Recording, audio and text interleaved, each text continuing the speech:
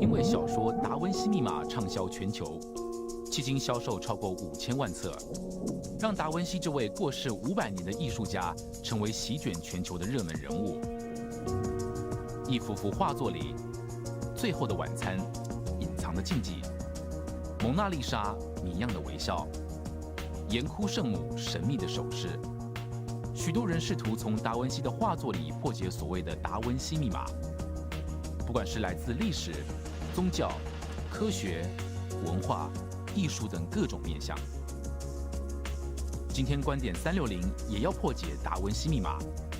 只是我们将回到达文西的艺术领域当中，看看《最后的晚餐》这幅画，借由自己的眼睛，亲自感觉达文西艺术的魅力。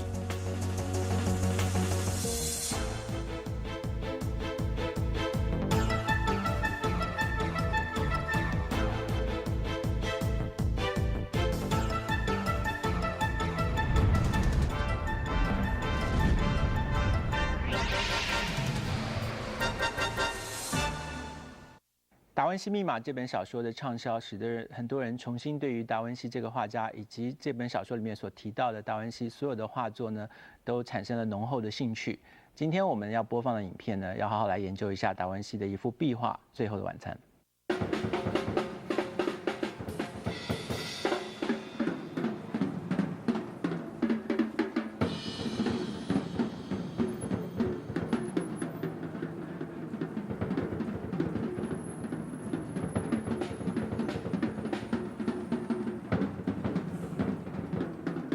Some people shy away from art because they feel it is difficult to appreciate.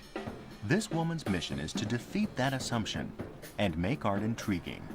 Amelia Arenas. We are fascinated with things we don't fully understand. And this is one of the things that art has to offer, an opportunity to talk about what we don't know. An opportunity to think about things that remain up for grabs and that we will never comprehend, really. An opportunity, in other words, to own things that aren't ours.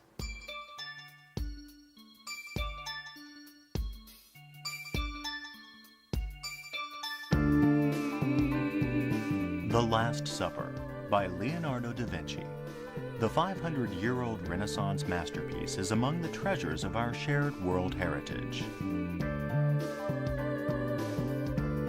This was to be the last time that Jesus would ever break bread with his 12 disciples. Among them is a man who will betray his master for money. But which one is Judas? Leonardo skillfully conceals the traitor among the other followers. Yeah, it's the Last Supper. Yeah. Before they crucified the Christ. Yeah. I think it's this one here. Judas is this one. Is it? Am I right? All right. A lot of people say this is wrong, this is somebody wrong. He said no. A mí me parece que el Judas es este. ¿Y por qué será este? Porque es el único más feo. Es el más todos feo. están bonitos. It's the cross of time get added to it. Who is the traitor? What do younger New Yorkers think? That guy with the knife? It's like they don't even notice it. And This guy. Yeah. The man in the green, he just really stands out to me a lot. He just seems like he has this negative vibe with just like anger and hatred towards the central figure. This one? Yeah. Uh-huh. So he might be Judas, and he has a very stern and very cold face. So.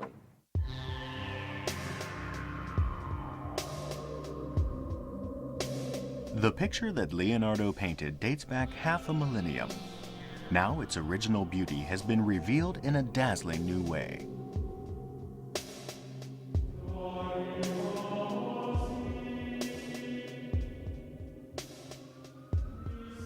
What message does Leonardo communicate to the kaleidoscope of ethnic and religious viewpoints in a modern city, a city like New York?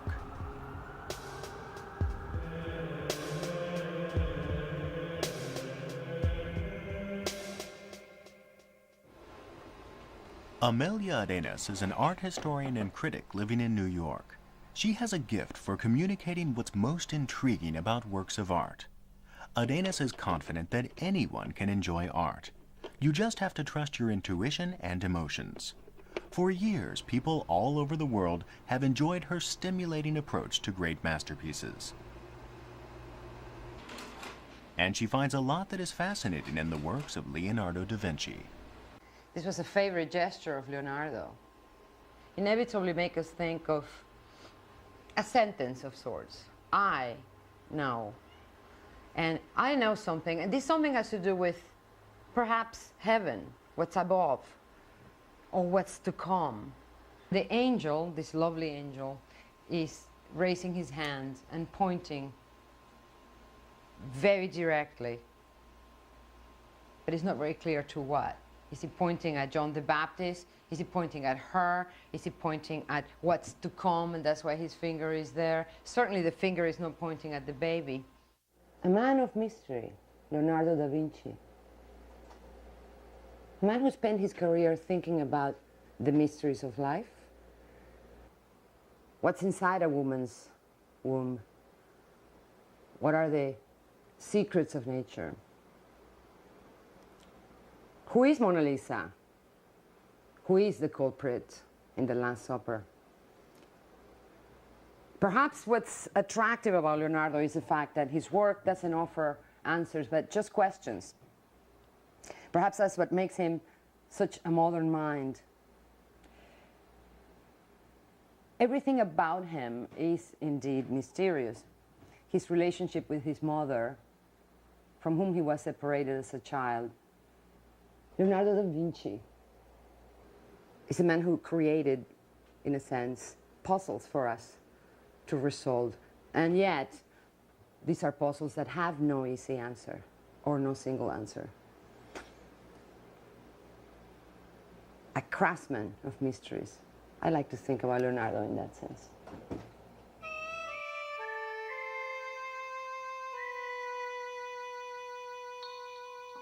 This is the Abbey of Santa Maria delle Grazie in Milan.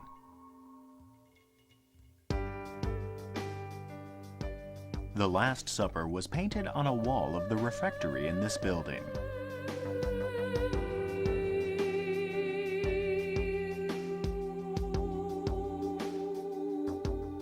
"20 years were devoted to restoring the Last Supper. In the course of 500 years, a lot of grime had accumulated on the wall, and artists other than Leonardo had added touches of their own. All the dirt and later paint was removed with painstaking care. The aim was to reveal the picture that Leonardo himself had painted. The restoration process also revealed various facts that previously had been concealed. For example, it was discovered that a nail had been driven into the wall in the location of Christ's right temple. This was the point that Leonardo chose to establish the picture's perspective. Pieces of string would have radiated from the nail in every direction. The string would have enabled Leonardo to confirm aspects of composition and accurately depict a three-dimensional space.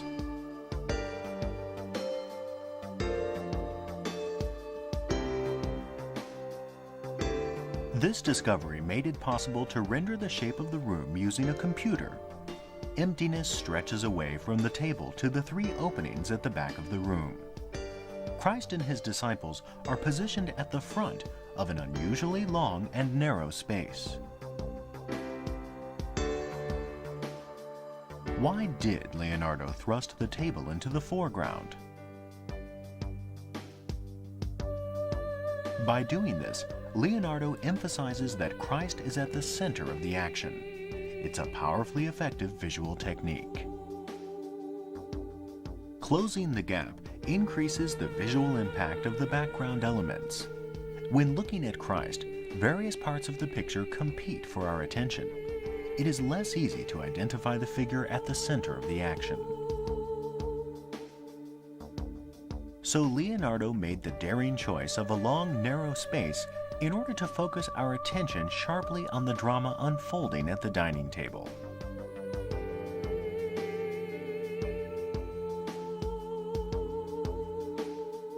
The restoration work revealed, ironically, that much of the original masterpiece was simply no longer there. The original work had begun to flake and crumble even while Leonardo was still alive. Only a little of his brushwork remained. What did the Last Supper look like right after it was first painted?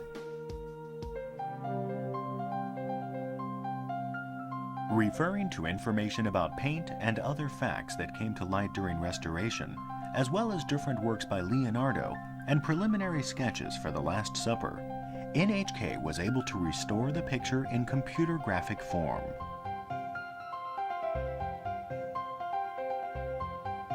State-of-the-art computer technology was applied to the results of 20 years of restoration work, and the result was a digital recreation, a virtual masterpiece. The man holding the knife.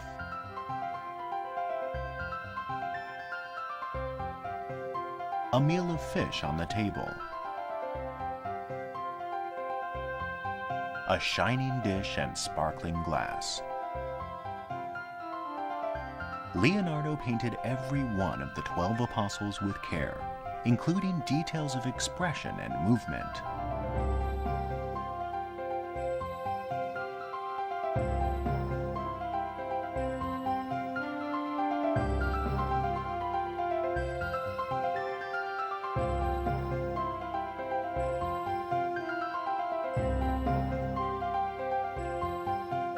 It's a rich and colorful recreation of a 500-year-old scene that we can no longer study in reality.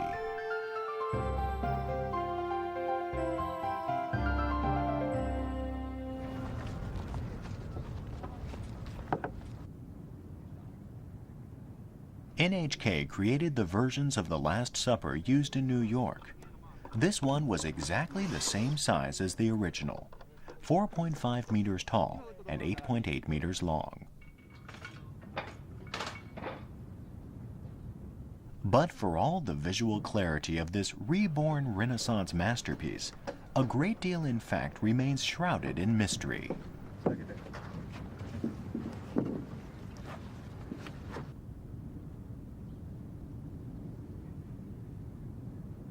Just what did Leonardo paint? Amelia Arenas presents the virtual Last Supper to some New York high school students, confident that they will find a way to see the world through Leonardo's eyes. But in addition to that, you know, when Leonardo made this picture, he really messed up. He was experimenting with a new technique. You know what? The real Leonardo is gone. The only thing we can do with that ghost is to rethink it. How? Through interpretation. We're going to look at this thing and try to imagine what he wanted to be in the most pragmatic sense. Thinking about everything, setting, gestures, outfits, food, space, light, who everybody is, what's the story? And again, trying to leave behind what you know about it, start from zero. When I look at the picture, the first thing I saw is that when you look at the two different areas, because Christ is in the middle, the picture gives you a kind of direction to where whoever drew it wants you to focus on. Because if you look at their gestures, they're all pointing towards this way. Yeah. And that side, they're all pointing towards this way. You see, so there's somebody in the center that's a kind of figure that the people should focus on. And also, if you look at their faces, the expression on their faces kind of show what they are to that guy in the middle, or what they're feeling. Towards him. Towards him, yeah. Very good. Who's next? I felt like there was a lot of motion, like in the piece, as though, like on the left, maybe it's just from where I'm seated, but on the left side it seems as though the people at the table are just further back, more clustered together, smaller. The ones on the right are just more seemingly popping out at you. And the central tranquil-like figure makes me think of maybe some sort of balancing machine that's maybe spinning, and it's not exactly, there's a central focus, but there's a motion in the painting, like you're moving in a circle of some sort. I like the idea of thinking of the central figure as a spinning machine that is in a way creating all of this action. Serene, stable as he is. Yes. It seems like the central figure has a bubble around him in a sense because no one touches him. Every other figure is touching in some way by their hands or by leaning, but there's no hand touching him whatsoever. So it's like he's just like this amazing figure just standing there and no one can touch him because he's just so sacred or serene or whatever he is in painting. That's very cool. You know what? I never thought of that, but that's very true. The whole thing is a network of gestures and contact, physical contact, eye contact. And yet this figure, although the figure seems to be generating all of this, is curiously isolated. You're absolutely right. The gestures of each individual person in this painting make me really think about the personality of the person because as you can see there is this style of uniformity, everybody's clustered together, but yet you see each individual reaction. Everybody has a different reaction to the same thing. So for example, the figure on the right in the green looks very shocked, but yet the figure next to him in the orange sash looks almost sorry or ashamed. It is good because it's sort of like, because I've forgotten, I don't remember which one of these guys it was, so it's sort of like you don't know who the traitor is, you know, and everyone's looking around and all gestures are kind of ominous because you know that there's a traitor somewhere in there and they're all reacting to this news. You know, it sort of leaves you guessing which one is it, and that knife over there looks pretty ominous, like it's all sort of pretending what's to come. Hold it there. Now, this is something to think about because we're supposed to have it very clear who's the bad guy. You know, Hollywood to this day has continued to make movies about the bad guys and the good guys. And here we have a pretty old picture in which it's really very hard to tell who's the bad guy. So let's talk about that. There's a situation here that has to do, you say, with treason. One of these friends of Jesus Christ is supposed to be a traitor, is supposed to sell him to the police, so to speak, and yet we have a bunch of people, all of whom could potentially be the traitor. One of you shall betray me. Those were the words of Jesus at the Last Supper. Leonardo painted his version of the fateful gathering at the end of the 15th century. At that time, the artistic system was to position Judas alone on the viewer's side of the table. Artists purposely made it easy to identify the traitor.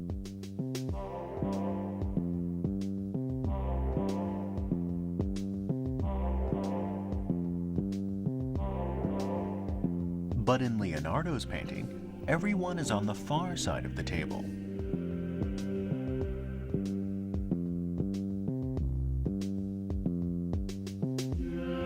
So how are we supposed to identify Judas? Does Leonardo give us a clue?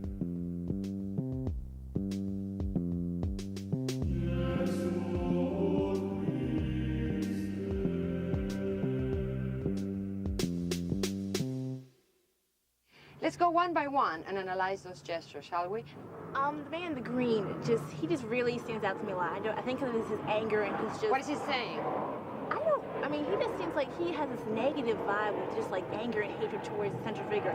I can't figure out why, I don't know who he is though, but he just seems like the most just evil person. I mean, I don't think he is the actual traitor because the traitor wouldn't be that obvious, but he just portrays just this negative vibe I get from him. I don't like it at all. And it looks like he wants to hit Christ because his hands are out in this, you know, sort of I want to fight you kind of way, and I don't think he would actually hit the man, but it looks like that if you just didn't know who he was, basically. He might be Judas because the story goes that Judas traded Jesus in for 30 pieces of silver. This one? Yeah. Uh-huh. And the way he looks, the way he's looking at the central figure, which may or may not be Jesus, looking at him with like anger in his eyes. And he has a very stern and very cold face. Like you see on the other side how they're all like in disbelief and surprise, and that one guy in the orange cape is kind of like sad and everything. No, on the other side. On this side, yeah. Yes. It seems interesting how, well, everyone says that it seems like they're talking to Christ, but when I first saw it, initially I thought that they were almost arguing with each other, each side, and Christ seems to be like the mediator. And it seems how like everyone on the right, their hands are empty, but on the left, one guy is holding a knife, and the other guy next to him on the right seems to be holding a sack, which to me seems like it's filled with money. And it seems like they're almost plotting something, or people on the left seem like the fishy people. You think these people are plotting something? They're vicious, something strange going on. The gestures are more inward, more harder to read. That guy with the knife, it's like they don't even notice it. And this guy. Yeah, he has the knife is right in front of those people in the back, but they don't seem to notice. And this is a very strong symbol indeed. We had to figure out what's this guy doing with this knife in the middle of this drama, no? Well, the guy with the knife, I mean, it doesn't look like his knife is a weapon. I mean, even the way he's holding it, he's not holding it like a weapon. He doesn't even notice he's holding it. He's so shocked by what's going on, and he's asking the next character, you know, is Jesus all right? I mean, has he been taking medication, etc. But he doesn't even notice that he's holding a knife, you know, in the process. And the guy in the red, with his hand on his shoulder, seems like he's saying, take it easy, calm down, all will be explained. Very good. So for all we know, he could be holding the knife because he was about to start cutting the fish. Yeah. When the news were broken, yeah? I don't think that's Judas, because I get the feeling like Judas would be, I mean, if someone just told you, you know, someone among you is a traitor, then everyone would be like, if you were guilty, your first reaction would be, not me. It wouldn't be like, what are you talking about? And that guy just seems to have too much malice. And also, I don't see this as a table of enemies against Jesus here. I see it as sort of, I mean, these are his disciples. I mean, they're all just sort of in shock that any one of them could have betrayed him. I think that guy in the green is Judas, because he's the only Which one? The guy in the green. Yeah. Let's talk about this theory of the guy in the green being Judas. He's the only one with his mouth open, like he's saying, like, what are you talking about? It wasn't me, you know. So I think that's Judas, and like. But what about if he's a good actor and he's pretending real well, saying, "What? This can be. It's outrageous. I can't believe this is going on." Well, the guy in the green thing that. I mean, I think that the reason he's so overreacting and all that is not necessarily because he was, but because the artist wanted to portray him that way. I mean, to show the sort of disbelief, he just exaggerated the features. So it's not necessarily that he's doing, but that, you know, Da Vinci just threw it in. Like before, I was just looking at the man directly under the man with the knife. He seems to be showing this great distress because if you look at his neck, it seems it has all these bulges coming out, as if he's holding in this great emotion. I believe that the guy with the sack it's Judas, because look at the way the hand motion. You see the wine is coming from Jesus, and the bread. Look at the way it's carving into the hand of that other guy. And I don't know. I think the scripture once said that the guy who first take the bread from Christ is the betrayer or something like that. That the guy who first takes the bread from his hand is the betrayer. This painting illustrates a moment in which Jesus announced to his apostles in his Last Supper with them that one of them was going to betray them. The Gospels tell us of this dramatic episode as being an earthquake of emotions. I mean, literally everybody said, this can't be me. Tell us, who's going to betray you? You know, there was a sense of like, tell us who he is so we can kill him. But in fact, the reaction was indeed an overreaction, as if, in fact, deep down, all of them feared that they would be the bad guy. Because you don't know what's going to happen to you. So tomorrow we're going to talk a little bit more about who everybody is and what everybody is doing and why Leonardo might have decided to represent them in that way. But so far, so good, because we've done with this picture, I think, what I suspect Leonardo wanted us to do, which is not to look at it as a religious painting necessarily, but look at it as a human drama. As a human drama in which we are all involved and in which nobody, absolutely no one, is free from guilt. Okay? So we'll see you tomorrow. To be continued. Okay.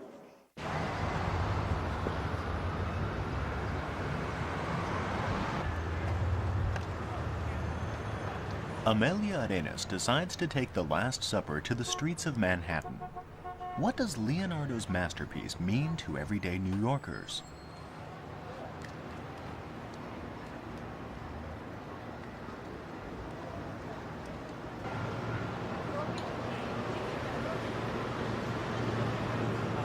Hello, Ali. Pretty good. Pretty hot.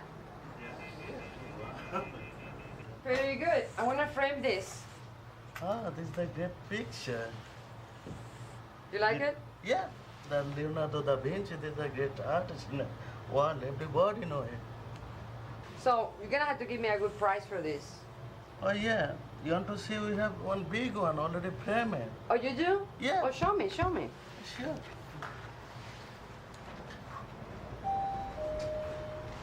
Can you see the Last Supper, how do we made it? Oh, $250? Yeah, this Jesus. These are sale price. You know, before we sell a lot of them, this like a 350, 400. So you coming to Christmas? This picture will be 400. What is the Last Supper? Is it a painting made by a great master? Or is it a great idea that's out there and that keep generating other ideas? We don't really know what the Last Supper is, in fact, because very little of it is left. But enough of it is left to have made all kinds of people take on this symbol, this icon, and appropriate it in a sense, make it their own. I'm very interested in the fact that lots of people know the Last Supper, lots more people know the Last Supper than they know Leonardo. It was his last supper before he was crucified. So someone's going to betray here, right? So say again? There's a traitor. Yeah, the traitor. Which one? Judas. Do you know which one it is?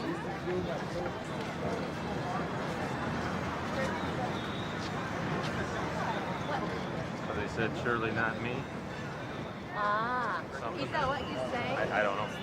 My guess. You might be right, yeah. You might be right. Yeah, Judas is the traitor. Judas, I forget the rest of his name. But he knows that he had a revelation. He says someone at the supper is going to betray me. Right. And then sure enough it goes happen. Well, you see, but he looks suspicious based on what we told. The color green for envy, and then the expression on his face and so on. You know, these things Hi, can I ask you about this picture? ¿Y a ti qué te parece? Explícanos qué está pasando aquí.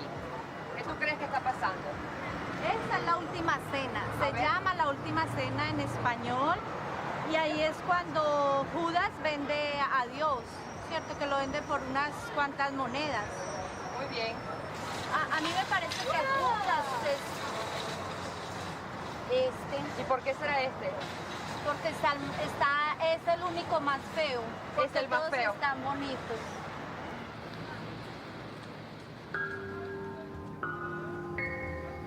Here's a curious thing. We all know this picture. This picture exists in our mind. It's engraved in our mind. So we think we understand it. In fact, we don't understand it, but that doesn't matter. It's so strong that it stays with you, and you feel free enough to do these things. The fact is that the story is really quite complex. It's not that easy to know exactly what's going on here. So this is what we're doing, looking at it once again, just like artists, famous or not famous, have done it, and giving us some kind of answer.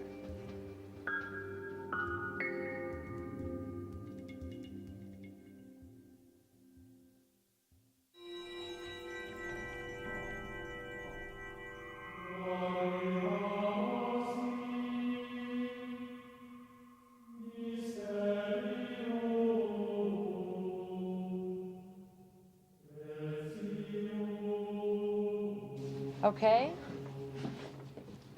You may have to turn around eventually to be able to see the picture. You realize, okay, very good. So let's see if we can continue our conversation from yesterday. I want you to look at this picture now with a slightly different set of questions in mind. what I'm asking you this time is to a little bit think about this picture as if you had built it, as if you had conceived it. Think of that room. Try to imagine what this room looks like in reality, or would have looked like had it existed. Try to think of the size of that space. Try to think of where that table is in that space. Also try to think about this as a dinner, which is what it is, a supper. Let's begin by the dinner. Imagine this as a real dining room, a real dinner. What's wrong with this? No one's eating. No one's eating. For one thing, nobody seems to be very interested in eating. How about the way the figures are arranged? Strange how the table's placed just in the room. You'd figure that at a dining table you might want to have people all around the table, and yet people seem to be purposely squished on either end. And there's no one on this side of the table. If everyone's eating, I mean, there's not even chairs that we can see, and it's like they all were preparing for something to come at them, like from our side to them. That's great. So there's a great sense of suspense that you get eventually, that something's missing here. We're expecting something else to come in and take the place of this empty side of the table. Kind of interesting. It almost feels like an audience participation sort of thing. Like, that was why he didn't put anyone on this side of the table, because it would sort of shut off our feelings of, you know, like, we're at this dinner. I mean, if you see people all around, there's no place for you to be. But in this sort of picture where it's almost like, where it's so lifelike, with having the side of the table entirely clear is like, you could just step in and you could sit down right there. So this side is almost for the audience. I think that he put everyone on that side, of course, so we could see them. Because, like, it must be something about, like, we have to see them for some certain reason. I think that reason is so we can see their faces and try to understand what each person is thinking, like, what's going on. Yeah. I think maybe if, I mean, I always thought that the picture pulled you in until somebody over here, I forgot who, mentioned that, that at the end of the floor it sort of slants down. And it seems like that blocks you from entering the picture. I mean, as soon as I noticed that, like, completely rearranged the way I saw the picture, because at this point it's like, I mean, with that little gesture that he made by ending the floor, it's like, no, you're not allowed to enter. You can, but you cannot. Exactly. You're invited in, but you really cannot be part of this world. It's almost like a stage in a theater show. Exactly. Very much like a stage, isn't it? Now, I want to come back to something that Heather was saying. When we talk about pictures, we tend to talk about this figure or that figure or this object or the other. But we rarely ever talk about what's not there. And what's not there is as important as what's there. So when we look at this picture and we confront a table where 12 people are arranged only on one side around this leader, this master, without knowing, unconsciously, we begin to imagine ourselves entering the space and occupying that space where no one is. Whether this is a true invitation or a trick, as you have very well explained. Because in fact, if there is that slant there, if there is that drop in the floor, we're not really invited. Anyway, we're going to stop here for a moment and think about this in a slightly different way. Christ could bring his soda for the moment, yes? Okay, let's begin to organize ourselves according to the places that you chose. Take a good look at your character. Who's going like this? Okay, so who is with a knife? You. And you are goody goody. And you are, of course, the star. But I'm Jesus. You had to lean over more. Lean over more. One.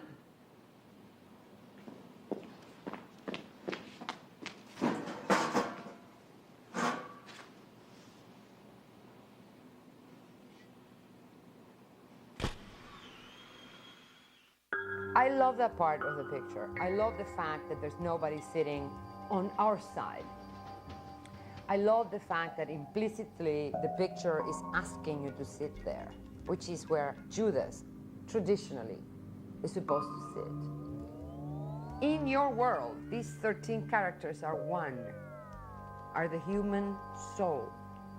And it's only, metaphorically, on that side of the table that you can be split into 13 different human beings. There's not even a stool on that side. I mean, it's clear that this tablecloth is sort of like a screen, no? Where you can project all of this content. That's what I think.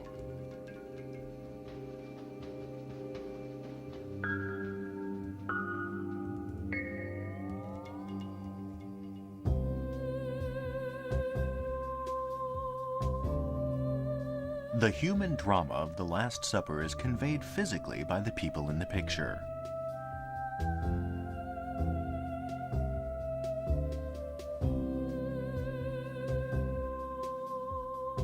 Leonardo made a note of this himself. No matter what action a hand or arm is performing, it should express a person's feelings as clearly as possible. An excited person, for example, will express that feeling clearly through movement and gesture.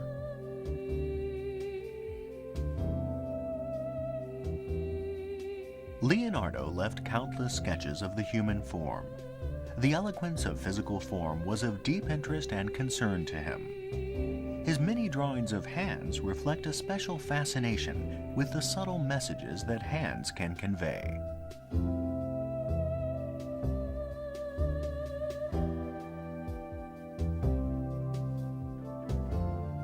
Hands are an intriguing element of Leonardo's surviving works.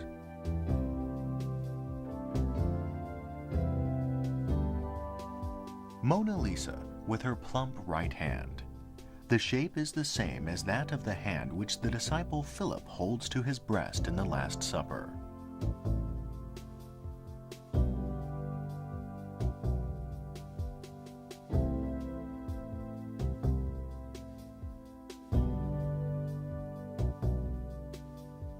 An enigmatic John the Baptist points to the heavens.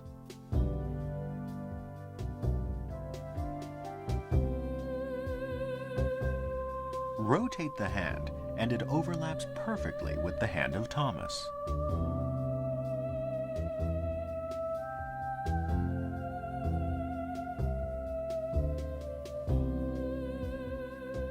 The Virgin of the Rocks.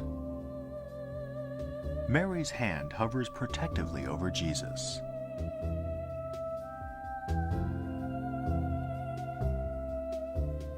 This is the same hand that Peter uses to point at Christ in the Last Supper.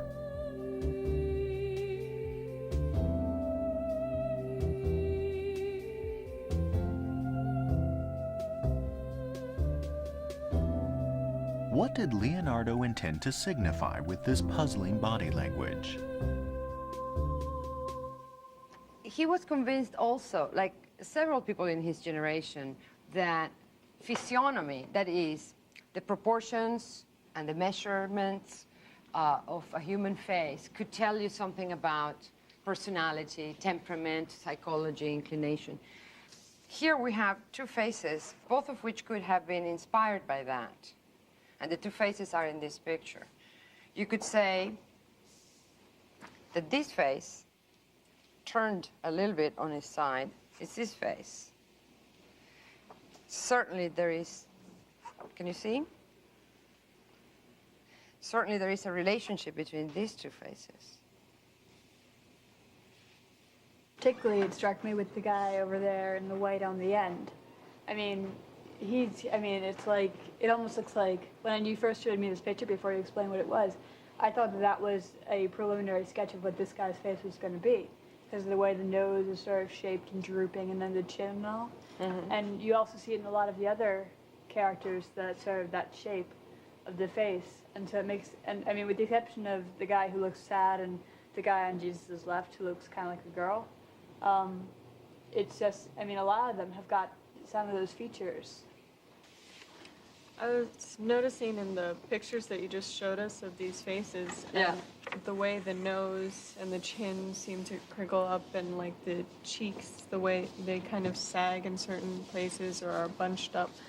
And a lot of in fact, almost all of the disciples seem to have an aspect or significant facial features that are similar to this bad guy or evil man. So that, in a sense, if this is what he modeled, like the evil man after, everyone has a hint of that, which leads to the skepticism, like who's really it, you know?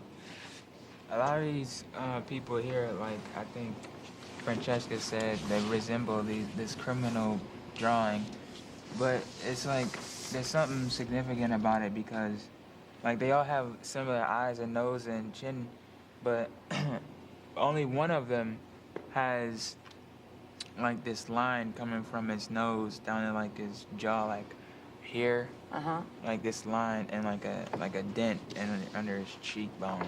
And which one and is it's that? that guy right underneath the guy with the knife. Right underneath the guy with Yeah, he has like a line by his nose. Uh-huh. And so does this guy have a line like right there. Absolutely. And so is this. Yeah. And this is the drawing for that figure. Oh, yeah. You see? Yeah. But I like the idea that this artist goes around trying to make portraits of bad people to see what they look like. And then, I'm imagining this, okay? I'm making this up entirely. I'm Leonardo right now, and I come back to my studio and say, like, wait a minute, this guy looks really interesting. And who knows whether the reason why he made this drawing was in order to invent the face of the culprit, or simply in order to create an interesting looking character, an interesting looking face, which may explain why you see echoes of this face pretty much elsewhere. Not in every figure, but in many of the figures. All right. Yes? Well, the figure holding the purse there, you can kind of see almost a direct tension with the Christ figure, in that his left hand and Christ's right hand kind of seem to be converging to a certain point. Yeah. And that kind of makes me think of like tensions and controversy and disturbances and stuff like that. Your eye is drawn to that, yeah. Especially because in between these two hands, is the may I get up? hands. In between these two hands, we have two hands clasped.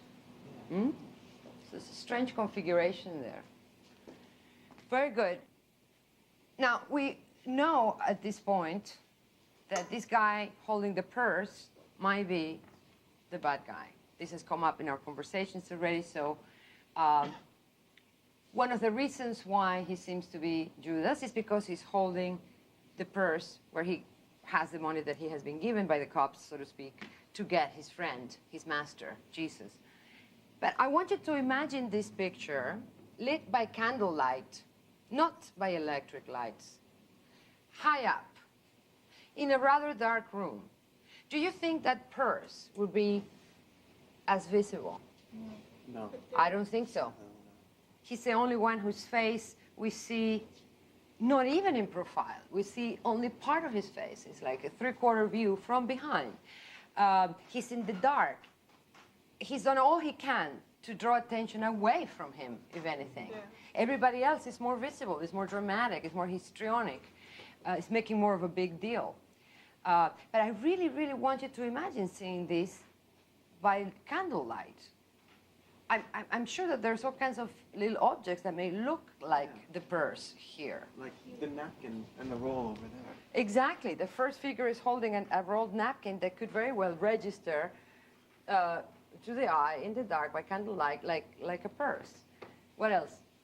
If you look at his clothing, he's wearing one side is green, one side is blue. Obviously, blue is better than green. So if it's lit by candlelight, you'd mostly see the blue side and then see a dark shadow. Very good. On the outside. So it kind of gives that, I guess, that assumption of being two-faced or just good and evil kind of combined into one, which is what Trader normally does because he's good in public and then actually deep inside is evil incarnate. Anyway, so.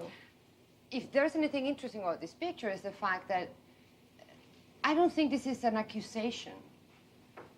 I don't think this is a picture that points a finger clearly to the guilty one.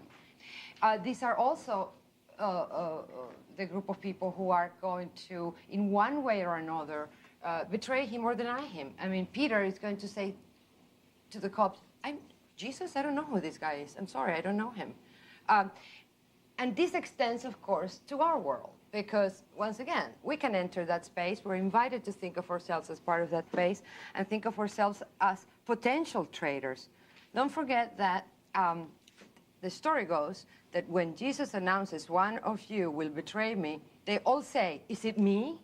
I mean, who is it going to be? No, I can't believe it. There is a sense that the group doesn't really know, that they suspect or they fear for a minute that they may be the one. So that's more what's going on here, I think. Heather.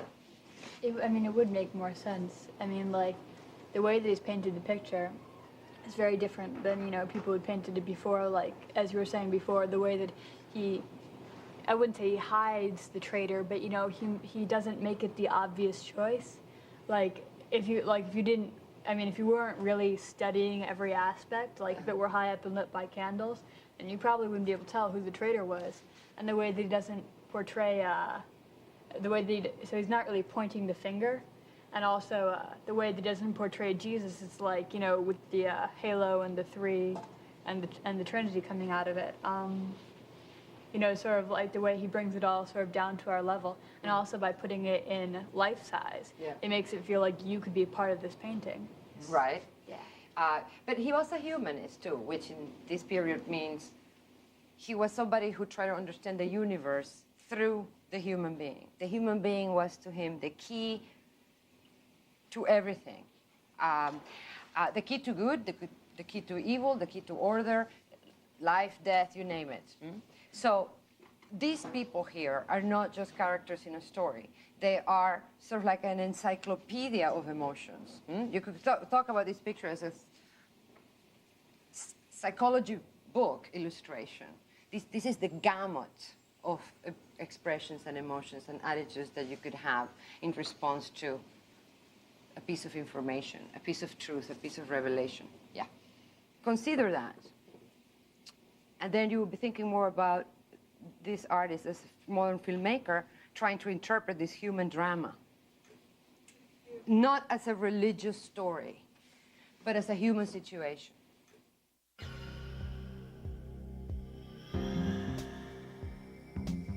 One of you shall betray me. The Last Supper portrays the moment when the disciples react to their master's shocking words. But maybe Judas wasn't the only traitor. Each of the 12 disciples presents a display of emotion. The traitor could be anybody, and each disciple reveals that possibility within himself. What we see is a portrait of the human condition. Leonardo's picture must have made a powerful impact on people seeing it for the first time 500 years ago.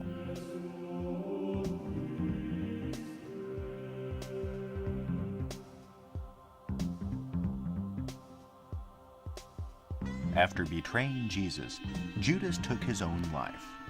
Later, the church made him an outcast, but Leonardo da Vinci dared to paint Judas with the other disciples, as a man among men.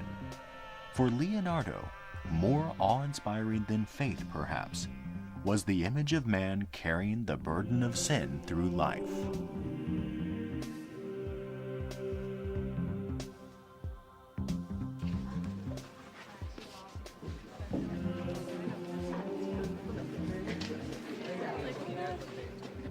Just in general, I think that looking at this painting for 2 days and having this experience makes me think that there's a story behind almost every painting and that several assumptions can be made, and there can be a lot of debates about characters and people in general in the paintings or forms, and that the more and more you look at a painting, the more you have to talk about, and it can go on almost forever. I just noticed, like, out of everyone's comments, I just looked at it differently because there were just so many small details I never saw before, like the ropes or the different shades of the fabric or the little creases in the...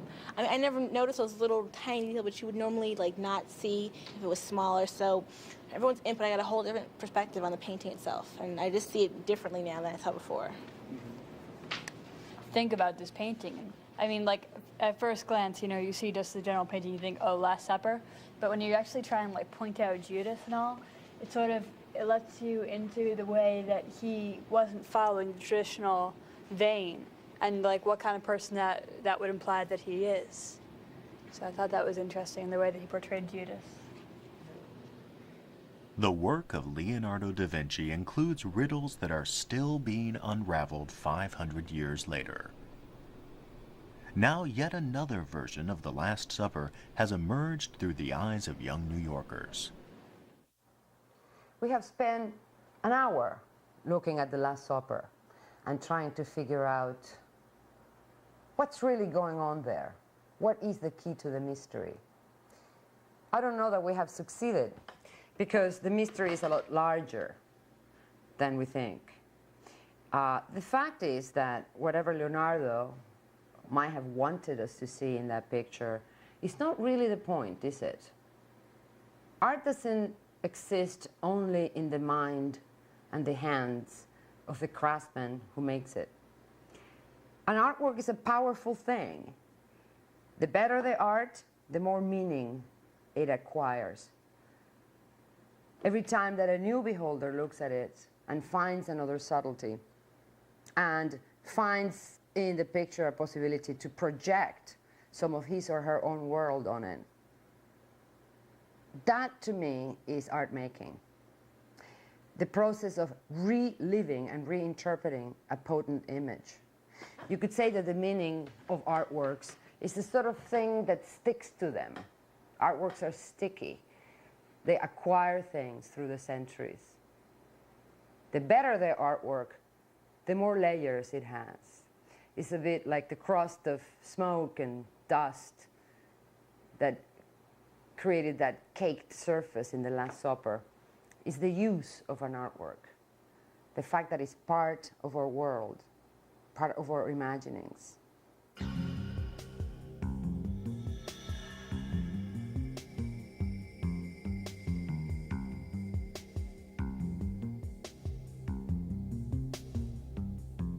An image of man, presented by Leonardo da Vinci in the Last Supper. In the search for Judas, did you too perhaps encounter a new Leonardo?